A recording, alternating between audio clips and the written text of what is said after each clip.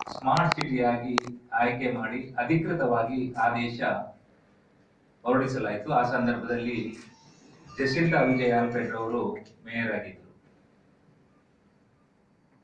ಕೇಂದ್ರ ಸರ್ಕಾರ ಮತ್ತು ರಾಜ್ಯ ಸರ್ಕಾರ ಜೊತೆಗೆ ಮಹಾನಗರ ಪಾಲಿಕೆಯ ಸಹಕಾರದಿಂದ ಈ ಯೋಜನೆ ಮಂಗಳೂರು ಮಹಾನಗರ ಪಾಲಿಕೆಗೆ ಸ್ಮಾರ್ಟ್ ಸಿಟಿ ಆಯ್ಕೆ ಆಗ್ಬೇಕಾದ್ರೆ ಬಹಳಷ್ಟು ಮಾನದಂಡಗಳಿದ್ದವು.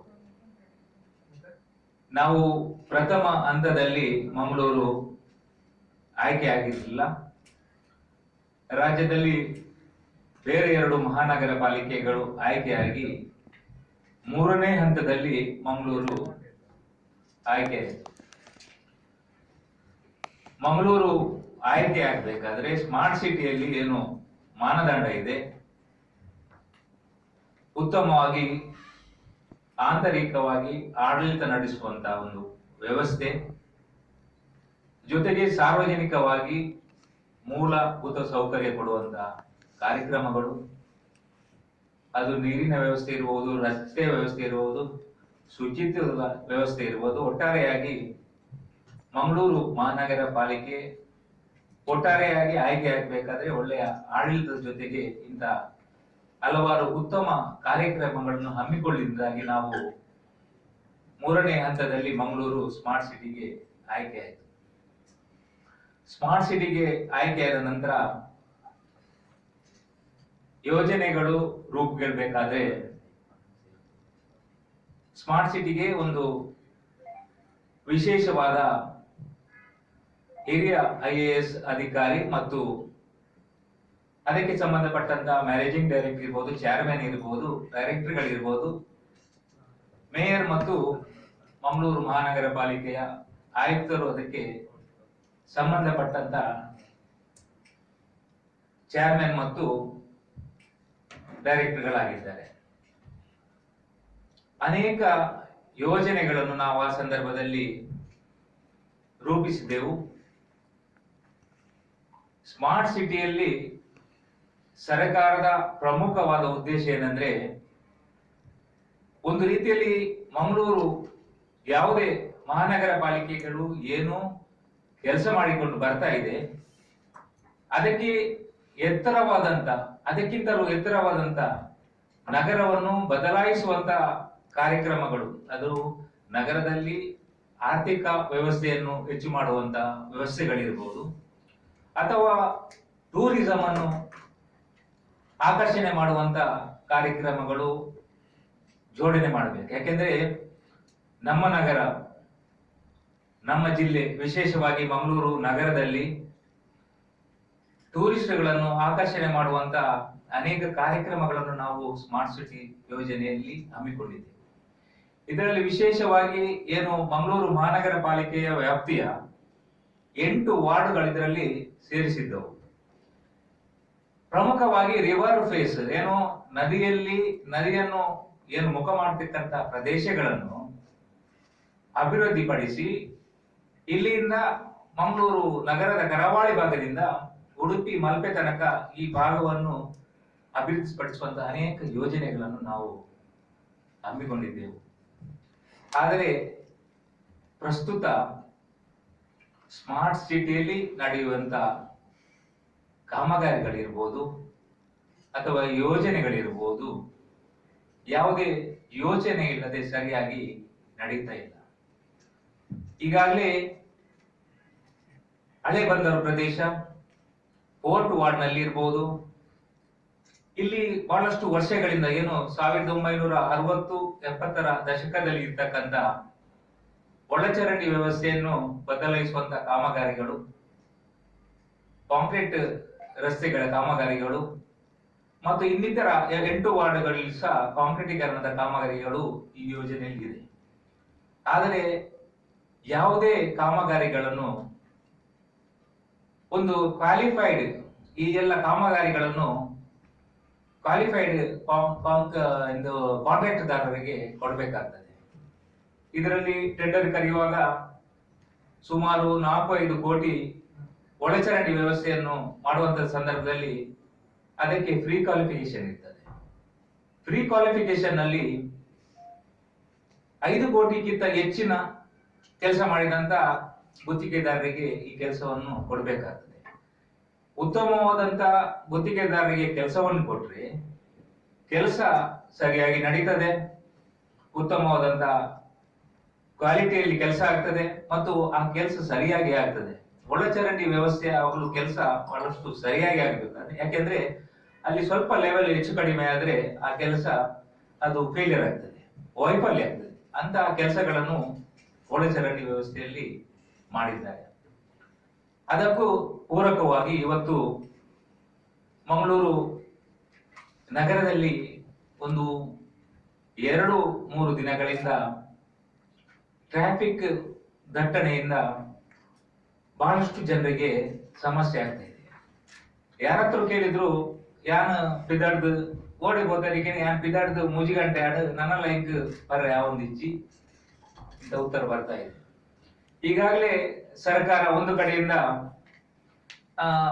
17 ನವೆಂಬರ್ 17ರಿಂದ ಶಾಲಾ ಕಾಲೇಜುಗಳು ವಿದ್ಯಾ ಸಂಸ್ಥೆಗಳನ್ನು ಆರಂಭ ಮಾಡುವ ಒಂದು ಸೂಚನೆಯನ್ನು ಕೊಟ್ಟಿದೆ.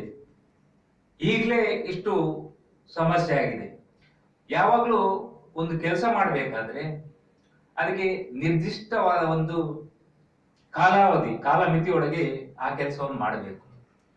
ಈಗ ಒಂದು ಕಡೆಯಲ್ಲಿ ಕಾಶಿಟ್ ರಸ್ತೆ ಆಗ್ತಾ ಇದೆ, ಒಂದು ಕಡೆಯಲ್ಲಿ ಶಾರದಾ ಕಾಲೇಜಿನ ಹತ್ರ ರಸ್ತೆ ಆಗ್ತಾ ಇದೆ, ಒಂದು ಕಡೆಯಲ್ಲಿ ಬಂದರ್ ಕಂಪ್ಲೀಟ್ ಬಂದಾಗಿದೆ, ಒಂದು ಕಡೆಯಲ್ಲಿ RTO ಸರ್ಕಲ್ ಒನ್ ವೇ ಆಗಿದೆ. ಅದಕ್ಕೆ ಪೂರಕವಾಗಿ ಇವತ್ತು ನಮ್ಮ ಮಂಗಳೂರು ನಗರದ ಹೃದಯದ ಭಾಗದ ರಸ್ತೆ ಅಂಪನ್ಕಟ್ಟೆ ಜಂಕ್ಷನ್, ಇದು ಮಂಗಳೂರು ನಗರದ ಎಲ್ಲಾ ಸಂಪರ್ಕ ರಸ್ತೆಗಳಿಗೆ ಸಂಪರ್ಕ ಮಾಡುವಂತಹ ರಸ್ತೆ. ಅದರಲ್ಲಿ ವಿಶೇಷವಾಗಿ ನಾನು ಏನು ಈಗ ಹೇಳಿದಂತ ರಸ್ತೆಗಳು ಎಲ್ಲ ಪ್ರಮುಖ ರಸ್ತೆಗಳಿಗೆ ಸಂಪರ್ಕ ಮಾಡುವಂತ ರಸ್ತೆಗಳು. ಎಲ್ಲಾ ರಸ್ತೆಗಳನ್ನು ಒಂದೇ ಕಡೆಯಿಂದ ಒಂದೇ ಸಂದರ್ಭದಲ್ಲಿ ಮಾಡಿದ್ದಾರೆ. ನಮ್ಮ ಕದ್ರಿ ಪಾರ್ಕಿನ ರಸ್ತೆ ಹಲವಾರು ತಿಂಗಳುಗಳಿಂದ ಅದು ಒಂದು ತಿಂಗಳಲ್ಲಿ ಆಗುವಂತ ಕೆಲಸಗಳು 2-3 ತಿಂಗಳು 4 ತಿಂಗಳಾದ್ರೂ ಆ ಕೆಲಸ ಇನ್ನೂ ಸಹ ಸಂಪೂರ್ಣ ಆಗಲಿಲ್ಲ. ನಾನು ಮೊನ್ನೆ ನಮ್ಮ ಗುತ್ತಿಗೆದಾರರ ಹತ್ರ ಕೇಳಿದೆ, ಏನ್ರಿ ನಿಮ್ಗೆ ಇಷ್ಟು ಸಮಯ ಇಷ್ಟು ಲೇಟ್ ಆಯ್ತು, ಜನರಿಗೆ ಬಹಳಷ್ಟು ಸಮಸ್ಯೆ ಆಗ್ತದೆ. ಅದಕ್ಕೆ ಅವರು ಹೇಳ್ತಾರೆ, ನಮ್ದೇನು ಸಮಸ್ಯೆ ಇಲ್ಲ, ಸಂಬಂಧಪಟ್ಟ ಇಂಜಿನಿಯರ್ಗಳು ನಮ್ಗೆ ಸರಿಯಾಗಿ ಕೆಲಸ ಮಾಡ್ಲಿಕ್ಕೆ ಅವಕಾಶ ಕೊಡ್ತಾ ಇಲ್ಲ. ಅವರು ಏನು ಈ ರಸ್ತೆ ಮಾಡುವಂತ ಸಂದರ್ಭದಲ್ಲಿ ಅವರಿಗೆ ಇದು ನಮ್ಮ ಇಲ್ಲಿಂದ ಎಲ್ಲಿ ತನಕ ಮತ್ತು ಅಲೈನ್ಮೆಂಟ್ ಕೊಡ್ಬೇಕು. ಅಲೈನ್ಮೆಂಟ್ ಕೊಡದಿದ್ರೆ ಅವರಿಗೆ ಸರಿಯಾಗಿ ಮಾಡ್ಲಿಕ್ಕೆ ಆಗ್ತಾ ಇಲ್ಲ. ನೋಡಿ, ಸ್ಮಾರ್ಟ್ ಸಿಟಿ ಹೇಳಿದ್ರೆ ಅದಕ್ಕೆ ಸಂಬಂಧಪಟ್ಟಂತ ಇಂಜಿನಿಯರ್ಗಳಿದ್ದಾರೆ. ನಾವು 3-4 ವರ್ಷಗಳಿಂದ ಹೇಳ್ತಾ ಇದ್ದೇವೆ, ಏನು ಈ ವ್ಯವಸ್ಥೆಗಳೆಲ್ಲ ಸರಿಯಾಗಿ ಆಗ್ಬೇಕಾದ್ರೆ ಕಳೆದ ಮಹಾನಗರ ಪಾಲಿಕೆಯ ಪರಿಷತ್ತಿನ ಸಭೆಯಲ್ಲಿ ನಾವು ವಿಷಯವನ್ನು ಮಂಡನೆ ಮಾಡಿದ್ದೇವೆ. ಏನು ಮಹಾನಗರ ಪಾಲಿಕೆ ಮತ್ತು ಸ್ಮಾರ್ಟ್ ಸಿಟಿ ಅವರು ಕೋಆರ್ಡಿನೇಷನ್ ಅಲ್ಲಿ ಕೆಲಸ ಮಾಡಬೇಕು. ಮಹಾನಗರ ಪಾಲಿಕೆಯಲ್ಲಿ ಏನೇನು ಸಮಸ್ಯೆ ಇದೆ ಮತ್ತು ಸ್ಮಾರ್ಟ್ ಸಿಟಿಯಲ್ಲಿ ಮಾಡತಕ್ಕಂತಹ ಸಮಸ್ಯೆಗಳೆಲ್ಲ ಸೇರಿಸಿ, ಅದು ಒಳಚರಂಡಿ ವ್ಯವಸ್ಥೆ ಇರಬಹುದು, ರಸ್ತೆಗಳ ವ್ಯವಸ್ಥೆ ಇರಬಹುದು. ಅದರಿಂದಾಗಿ ಸ್ಮಾರ್ಟ್ ಸಿಟಿಯಲ್ಲಿ ನಡೆಯತಕ್ಕಂತ ಕಾಮಗಾರಿಗಳು ಬಹಳಷ್ಟು ಅವ್ಯವಸ್ಥೆಯಿಂದ ಕೂಡಿ ಒಳ್ಳೆಯ ಕ್ವಾಲಿಟಿಯ ಕೆಲಸಗಳಾಗ್ತಾ ಇಲ್ಲ, ಸರಿಯಾದ ಸಂದರ್ಭದಲ್ಲಿ ಕೆಲಸ ಆಗ್ತಾ ಇಲ್ಲ. ಅದಕ್ಕೆ ಪೂರಕವಾಗಿ ಇವರು ಎಲ್ಲಾ ರಸ್ತೆಗಳನ್ನು ಒಮ್ಮೆಲೆ ಬಂದ್ ಮಾಡಿ ಈ ಕೆಲಸಗಳನ್ನ ಪ್ರಾರಂಭ ಮಾಡಿದ್ದಾರೆ. ಇದು ಬಹಳಷ್ಟು ಒಂದು ಎಲ್ಲ ನಮ್ಮ ಮಂಗಳೂರು ನಗರದ ಸಾರ್ವಜನಿಕರಿಗೆ, ವಿಶೇಷವಾಗಿ ಈಗ ಇನ್ನು ಶಾಲೆ ಕಾಲೇಜುಗಳು ಆರಂಭವಾದರೆ ನಮ್ಮ ವಿದ್ಯಾರ್ಥಿಗಳಿಗೆ ಬಹಳಷ್ಟು ಸಮಸ್ಯೆಯನ್ನು ಉಂಟು ಮಾಡ್ತದೆ. ಆದ್ರಿಂದಾಗಿ ನಾವೆಲ್ಲ ಮಂಗಳೂರು ಮಹಾನಗರ ಪಾಲಿಕೆ ಪ್ರತಿಪಕ್ಷ ಒತ್ತಾಯ ಮಾಡ್ತಾ ಇದ್ದೇವೆ, ಜಿಲ್ಲಾಧಿಕಾರಿಗಳಿಗೆ, ನಮ್ಮ ಆಯುಕ್ತರಿಗೆ, ಮೇಯರ್ ಅವರಿಗೆ, ಸಂಬಂಧಪಟ್ಟಂತ ಮಂಗಳೂರು ನಗರದ ಶಾಸಕರಿಗೆ, ಪೊಲೀಸ್ ಇಲಾಖೆಗೆ, ನೋಡಿ, ಒಂದು ಕಾಮಗಾರಿ ಆರಂಭ ಮಾಡುವ ಮೊದಲು ಅಲ್ಲಿ ಪ್ರಾಯೋಗಿಕವಾಗಿ ರಸ್ತೆಗಳನ್ನು ಬಂದ್ ಮಾಡಿದ್ರೆ, ನಾವು ಒಂದು ರಸ್ತೆಯನ್ನು ಬಂದ್ ಮಾಡಿದ್ರೆ ಸಹ ಬಹಳಷ್ಟು ಸಮಸ್ಯೆ ಆಗ್ತದೆ. ಅದಕ್ಕೆ ಪ್ರಾಯೋಗಿಕವಾಗಿ ಯಾವ ವ್ಯವಸ್ಥೆ, ಇನ್ನು ಪೂರಕ ವ್ಯವಸ್ಥೆಯನ್ನು ಮಾಡುವಂತ ಯೋಜನೆಯನ್ನು ಅವರು ನಿರ್ಮಾಣ ಮಾಡಬೇಕು. ಇದು 5-6 ಪ್ರಮುಖ ರಸ್ತೆಗಳನ್ನು ಬಂದ್ ಮಾಡಿ ಪೂರಕವಾದ ಯಾವುದೇ ವ್ಯವಸ್ಥೆಗಳನ್ನು ಮಾಡಲಿಲ್ಲ. ಜಿಲ್ಲಾಧಿಕಾರಿಗಳು ಸಂಬಂಧಪಟ್ಟಂತ ಟ್ರಾಫಿಕ್ನವರನ್ನು, ಶಾಸಕರು, ಮೇಯರ್ ಅವರನ್ನು ಕರೆದು ಅದಕ್ಕೆ ಏನು ಆರಂಭ ಮಾಡುವ ಮೊದಲೇ ಅದಕ್ಕೆ ಯೋಜನೆಯನ್ನು ನಿರ್ಮಿಸಬೇಕು. ಇದು ಪ್ರತಿಪಕ್ಷದವರನ್ನು ಏನು ಕರೀತಾ ಇಲ್ಲ, ಪ್ರತಿಪಕ್ಷ ನಾಯಕರನ್ನು ಯಾವ ಸಭೆಗೆ ಕರೀತಾ ಇಲ್ಲ. ಅವ್ರು ಮಾಡ್ತಕ್ಕಂಥ ಎಲ್ಲ ಸ್ಮಾರ್ಟ್ ಸಿಟಿಯಲ್ಲಿ ಮಾಡ್ತಕ್ಕಂಥ ಎಲ್ಲಾ ಯೋಜನೆಗಳು, ಎಲ್ಲ ಕಾಮಗಾರಿಗಳು ವೈಫಲ್ಯವಾಗಿದೆ. ಅದಕ್ಕೆ ಪೂರಕವಾಗಿ ಇಂಥ ಒಂದು ಸಮಸ್ಯೆಗಳು ಉದ್ಭವ ಆಗಿದೆ. ಸೆಂಟ್ರಲ್ ಮಾರ್ಕೆಟ್ ನೋಡಿ ನೀವು, ಸೆಂಟ್ರಲ್ ಮಾರ್ಕೆಟ್ಸ್ ಒಂದು ಯೋಜನೆಯನ್ನು ಅವರು ಸರಿಯಾಗಿ ನಿರ್ಮಿಸಲಿಲ್ಲ. ರೂಪ್ ಇಲ್ಲದಂತದ್ದು, ರಸ್ತೆ ಇಲ್ಲದಂತದ್ದು, ಒಳಚರಂಡಿ ವ್ಯವಸ್ಥೆ ಇಲ್ಲದಂತದ್ದು ಅಲ್ಲಿಗೆ ಶಿಫ್ಟ್ ಮಾಡಿದ್ದಾರೆ. ಅದು ನಾಳೆ ಹೋಗಿ ಸರಿಯಾಗಿ ಒಂದು ಪರ್ಯಾಯವಾಗಿ ಅವರಿಗೆ ವ್ಯವಸ್ಥೆಯನ್ನು ಮಾಡಿದ್ರಿಂದ ಸೆಂಟ್ರಲ್ ಮಾರ್ಕೆಟ್ ಸಹ ವೈಫಲ್ಯ ಆಗಿದೆ. ಅದು ನಮ್ಮ ಒಂದು ಪ್ರೆಸ್ಟೀಜಿಯಸ್ ನಮ್ಮ ಪ್ರಾಜೆಕ್ಟ್ ಮಂಗಳೂರು ಮಹಾನಗರ ಪಾಲಿಕೆಯ ಅದು ಸಹ ವೈಫಲ್ಯ ಆಗಿದೆ. ಒಟ್ಟಾರೆಯಾಗಿ ಹೇಳುವುದಾದ್ರೆ ಸ್ಮಾರ್ಟ್ ಸಿಟಿಗೆ ಸಂಬಂಧಪಟ್ಟಂತ ಕೆಲಸಗಳು ಮಂಗಳೂರು ಮಹಾನಗರ ಪಾಲಿಕೆಯ ಮಾಡತಕ್ಕಂತ ಕೆಲಸಗಳನ್ನು ನಾವು ಮಾಡ್ತೇವೆ. ಆದ್ರೆ ಸ್ಮಾರ್ಟ್ ಸಿಟಿಯಲ್ಲಿ ಸ್ವಲ್ಪ ಎತ್ತರದ ಕೆಲಸವನ್ನು ಮಾಡಬೇಕು. ಏನು ಸ್ಮಾರ್ಟ್ ಸಿಟಿಯ ಒಳಗೆ ಇರ್ತಕ್ಕ 8 ವಾರ್ಡ್ ಇರಬಹುದು, ಅಥವಾ ಹೊರಭಾಗದಲ್ಲಿ ಸ್ಮಾರ್ಟ್ ಸಿಟಿಯ ಹೊರಭಾಗದಲ್ಲಿ ಕೆಲವು ಮಾಡ್ತಕ್ಕಂತ ಪಾನ್ ಸಿಟಿ ಏರಿಯಾ ಉಂಟು. ಪಾನ್ ಸಿಟಿ ಏರಿಯಾದಲ್ಲಿ ನಮ್ಮ ಸ್ಮಾರ್ಟ್ ಸಿಟಿಗೆ ಹೊರಭಾಗದಲ್ಲಿ ಬರ್ತಕ್ಕಂತ ಕಾಮಗಾರಿಗಳು ಬಹಳಷ್ಟು ಕುಂಟುತ್ತಾ ಸಾಗುತ್ತಾ ಇದೆ. ಸರಿಯಾದ ಪ್ಲಾನಿಂಗ್ ಮಾಡದಿದ್ರಿಂದ ಎಲ್ಲ ಒಂದು ವ್ಯವಸ್ಥೆ ಆಗಿದೆ. ಅದರಿಂದಾಗಿ ಮುಂದಾದರೂ ಸಹ ಇಂಥ ಕಾಮಗಾರಿಗಳನ್ನು ಕ್ಲಬ್ದ ಸಮಯದಲ್ಲಿ ಮಾಡುವಂತೆ. ಮತ್ತು ಈಗ ಆಗಲೇ ನಾನು ಹೇಳಿದ್ದೇನೆ, ಆರ್ ಟಿ ಒದಿಂದ ನಮ್ಮ ಕ್ಲಾಕ್ ಟವರ್ ರಸ್ತೆ ಅದು 2 ವರ್ಷ ಆಯ್ತು, ಅದು ಒನ್ ವೇ ಮಾಡಿ 2 ವರ್ಷ ಆಯ್ತು. ಆದ್ರಿಂದಾಗಿ ಅಲ್ಲಿಯೇ ಮೊನ್ನೆ ಸಬ್ವೇ ಮಾಡ್ತಾ ಇದ್ದಾರೆ ನಮ್ಮ ರೈಲ್ವೆ ಇಲ್ಲಿಂದ ಪುರಭವನ ತನಕ. ನಿರ್ದಿಷ್ಟವಾದ ಒಂದು ಸಮಯ ಇಲ್ಲ ಕಾಮಗಾರಿಗಳಿಗೆ.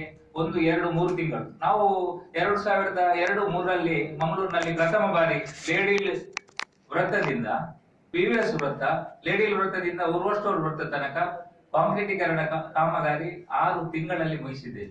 ಆ ಸಂದರ್ಭದಲ್ಲಿ ಜಯಲೋಬರ್ ಅವರು ಆಯುಕ್ತರಾಗಿದ್ರು. 6 ತಿಂಗಳಲ್ಲಿ ಈ ಕಾಮಗಾರಿ ಮುಗಿಸಿದ್ದೇವೆ. ಯಾರಿಗೂ ಯಾವುದೇ ಸಮಸ್ಯೆ ಬರದಂತ ರೀತಿಯಲ್ಲಿ ಸರಿಯಾದ ಯೋಜನೆ ಮುಖಾಂತರ ಮಾಡಿ ನಾವು ಒಂದು 5-6 ವರ್ಷಗಳಲ್ಲಿ ನಾವು 2002ರಿಂದ 2008 ತನಕ ಮಂಗಳೂರು ನಗರದ ಎಲ್ಲ ಪ್ರಮುಖ ರಸ್ತೆಗಳಿಗೆ ಕಾಂಕ್ರೀಟೀಕರಣ ಮಾಡಿದ್ದೇವೆ. ನಮ್ಮ ಮಣ್ಣಗುಡ್ಡೆಯಿಂದ ದುರ್ಗಾಮಾಲ್, ಬೆಂದೂರುವೆಲ್ ರಸ್ತೆ, ಕಂಕನಾಡಿ ರಸ್ತೆ, KSRTC ಇಂದ ಸರ್ಕಿಟ್ ಹೌಸ್ ರಸ್ತೆ, ಎಲ್ಲ ಪ್ರಮುಖ ರಸ್ತೆಗಳಿಗೆ ಕಾಂಕ್ರೀಟೀಕರಣ ಮಾಡಿದ್ದೇವೆ.